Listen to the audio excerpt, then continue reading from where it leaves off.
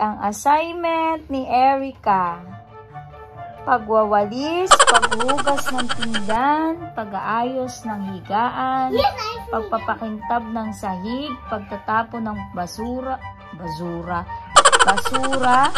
pagdidilig ng halaman, pagsasaayos ng bakuran. O, ayan. Seryoso si Erica. Siya ay, anak, ano nang ginagawa mo? Nagwawalis na siya para pipirmahan ko na.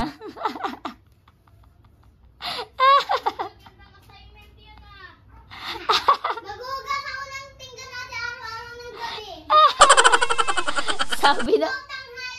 Sabi ng kanyang ate, maganda daw tong assignment niya.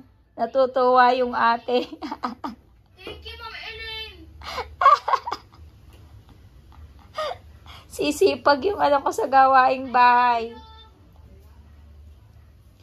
Erica, dapat yung kaya mo lang ang gagawin mo. Gusto mo lahat? Eh, mahirap pa sa'yo ang paghuhugas ng pinggan.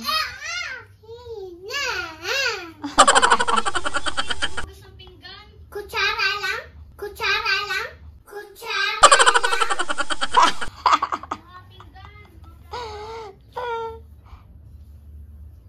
Ay, nako. Tapos ka na agad magwalis? Oo. Mamaya itong paghugas ng pinggan.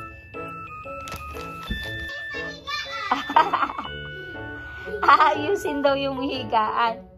Eh, ayos na naman yan. Tulo mo yung higaan.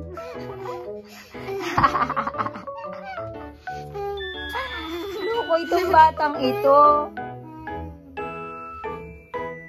Nulo yung higaan para meron siyang aayusin. Eh, ang galing. Very good na very good talaga. Bay, ayos eh. Oh. Ano ba? Papakintab. Hindi kasi yan papayag na hindi nagawa lahat ng kanyang assignment. Kaya pipilitin niyang siya ay punas ng sahig.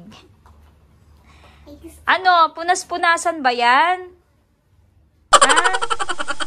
Erica? Gusto ko matuto maglinis. Wow, ang galing naman. Lahat ng bahay lilinis ko pati mabapag ko. Nakakatawa talaga to si Erica. Ano na mag-aayos niya? Okay. Pagtatapon ng basura. Mamaya pagdidilig ng halaman. Tilag mo pa ako. Siya ng basura. Si Erica ng basura. Basura? Ano yan? Tingin. Oo, sige na. Basura na yan. Pagdidilig ng halaman.